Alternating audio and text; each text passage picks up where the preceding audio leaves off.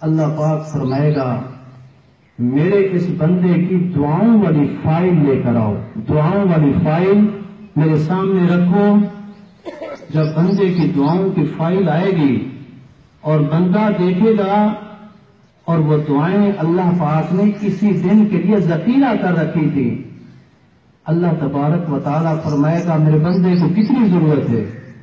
فرشتے کہیں گے اس کو تو 2 کھرب نمازوں کی ضرورت ہے، پھر اس کو جنت ملے گی۔ اللہ تبارک و تعالیٰ ارشاد فرمائیں گے میں اپنے اس بندے کی دعا جو اس نے خالصتاً مجھ سے کی تھی، میں نے آج کے دن کے لیے ذخیرہ کر لی تھی، میں اس کا ریٹ 2 کھرب نمازیں لگاتا ہوں، میرے بندے کو جنت میں گئی۔ دعا کیسے قبول نہیں ہوتی؟ اللہ بیٹھا ہی دعائیں سننے کے لیے ہے، اور لوگ کہتے ہیں کہ اللہ دعا نہیں سنتا، وہ جی اللہ بھی کیا جی، اللہ تو دعائیں نہیں سنتا۔ اللہ تبارک و تعالیٰ دعائیں سنتا ہے، لیکن ہم اللہ تبارک و تعالیٰ تک پہنچ نہیں پاتے، اور ہم کیا اور ہماری حیثیت کیا، اور ہم اللہ پاک کو دے ہی کیا رہے ہیں؟ یہ تو اس کی عظمت ہے کہ وہ زمین پر چلنے دے رہا ہے۔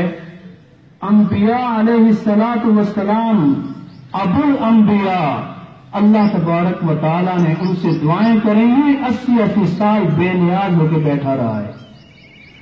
آپ پہلے 7 پیغمبر چھوڑ دیں، 8ویں پیغمبر حضرت ابراہیم علیہ الصلاۃ والسلام خود ہیں، اور اپنے رب سے اس قدر دعائیں مانگی ہیں کہ وارث عطا کر دے، وارث عطا کر دے، اور مسلسل اپنے رب سے دعا کرتے رہے ہیں، اور اللہ تبارک و تعالیٰ بے نیاز ہو کے بیٹھا رہا ہے۔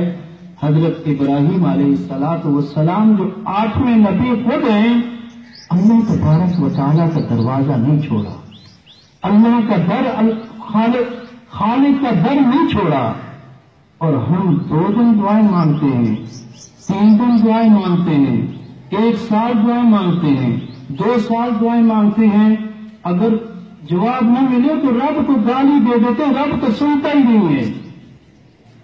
لوگ قبر والے سے دعائیں مانگتے ہیں، زندگی بھر دعائیں مانگتے ہیں، قبول نہیں ہوتی، قبر والے کو گالی نہیں دیتے۔ اگر رب دعا فوراً نہ سنے، وہ مناسب جب سمجھے گا جواب دے گا۔ قبر والے کو تو کبھی نہیں کہا یہ نہیں سنتا، اور رب کے بارے میں شکوہ ہے کہ وہ سنتا ہی نہیں ہے۔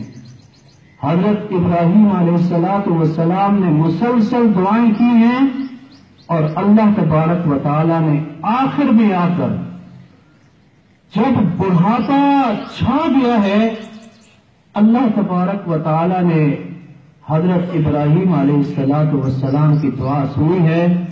آپ سنیے حضرت ابراہیم علیہ الصلاۃ والسلام نے اپنے رب کی تعریف کس انداز سے کی ہے۔ 2 سال، 3 سال، 4 سال، اور کہاں 80 سال کا سفر، اور دعائیں کی جا رہی ہیں، اور اللہ تبارک و تعالیٰ بے نیاز ہو کے بیٹھا ہے، اور بڑھاپے کی انتہائی عمر کو جب اپنے رب سے دعا کی ہے، اللہ تبارک و تعالیٰ کی تعریف حضرت ابراہیم علیہ الصلاۃ والسلام نے کی ہے۔ ذرا سنیے، الحمدللہ الذی وہب لی علی الکبر اسماعیل و اسحاق ان ربی لسمیع الدعاء۔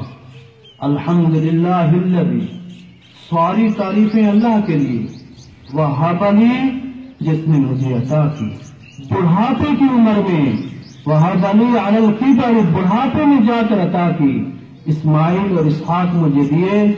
آخری فکرہ سننے کے قابل ہے، متوجہ کیا ہے تمام کلمہ گو کو جو اپنے خالق کو چھوڑ کر غیروں سے جا کر مانگتے ہیں، ان ربی لسمیع الدعاء۔ لوگوں، میرا رب دعاؤں کو سنتا ہے، اسی سے مانگو۔ میرا خالق دعاؤں کو اس قدر اہمیت دیتا ہے کہ تم اپنے رب کا در نہ چھوڑو، اللہ تبارک و تعالیٰ تمہاری دعاؤں کو سنتا ہے۔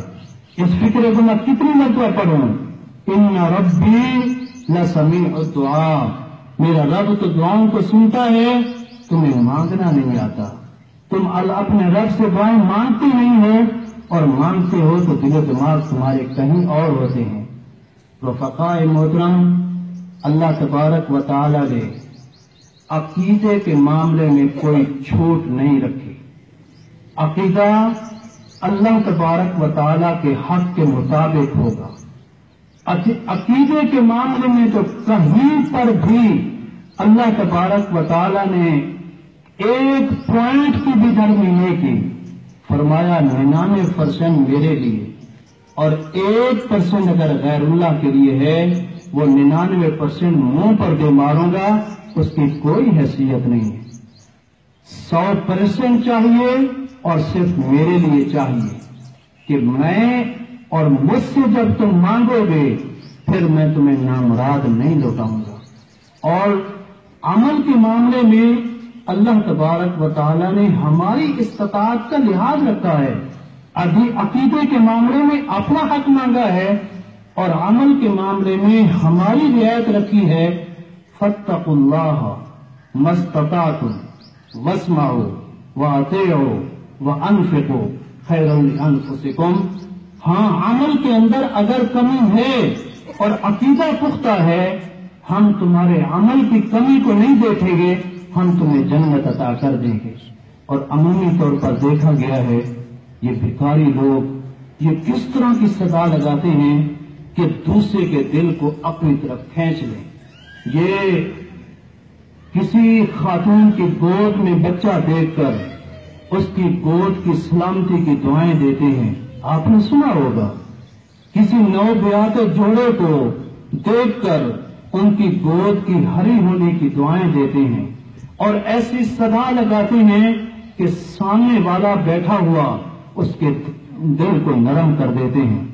اگر ہم اپنے رب کو پکار رہے ہیں تو رب کو پکارنے کا بھی طریقہ ہے، اپنے رب کے ساتھ تعلق جوڑنے کا بھی طریقہ ہے، اور وہ طریقہ ہمیں آتا نہیں۔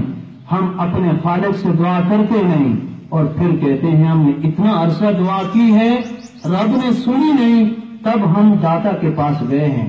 اللہ تبارک و تعالی اگر انبیاء علیہ الصلاۃ والسلام جو اس کائنات میں سب سے عظیم ہستیاں ہیں، آپ انبیاء کو ایک طرف رکھ دیں، یہ ساری کائنات، سارے انسان جو یہاں آئے ہیں یہ اپنی عبدیت کا ٹیسٹ دینے آئے، انبیاء نہیں دینے آئے، وہ ہمیں سکھانے آئے ہیں اور یہ سارے عبدیت کا ٹیسٹ دینے آئے ہیں۔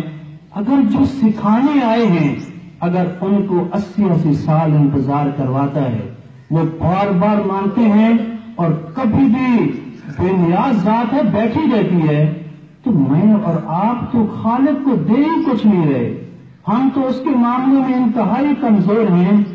اگر ایک پہلو اختیار کر لیا جائے کہ میں نے اپنے رب سے مانگنا ہے، آپ ہر لمحے اپنے خالق سے مانگے، لیکن ایک پہلو مد نظر رکھے کہ جب آپ دعا کریں تو ہماری جیسا ایمان پیچھے رکھ کے دعا کیا کریں۔ اتنا ایمان پیچھے ہو، اللہ تبارک و تعالی آپ کی دعاؤں کو سنے گا بھی صحیح، آپ کی دعاؤں کا جواب بھی دے گا، جہاں ضرورت ہوگی مدد کو بھی آئے گا، لیکن دعا کرنے کا سلیقہ ضرور آنا چاہیے۔ ایک دعا فوراً آپ نے ہاتھ اٹھائے، فوراً جواب دے دیا۔ دوسرے نمبر پہ آپ نے بیٹا مانگا، اس نے وہ تو عطا نہیں کیا، جو پہلا جانے والا تھا اس کو محفوظ کر دیا۔ اور تیسرا پہلو کہ آپ کے بارے میں اللہ کو پتا ہے یہ کس مزاج کا آدمی ہے، محشر کے دن اس کو ضرورت پڑے گی، اللہ تبارک و تعالی وہاں کے لیے ذخیرہ کر لیتا ہے۔ اللہ پاک ہم سب کو دعا اپنے خالق سے کرنے، خوشی یا غمی ہر لمحے اپنے اللہ کو پکارنے کی توفیق دے، اور نبی کریم صلی اللہ علیہ وسلم کا فرمان کہ دعا عبادت کا مرض ہے، ہمیں اپنے رب کو پکارنے کی توفیق عطا فرمائے۔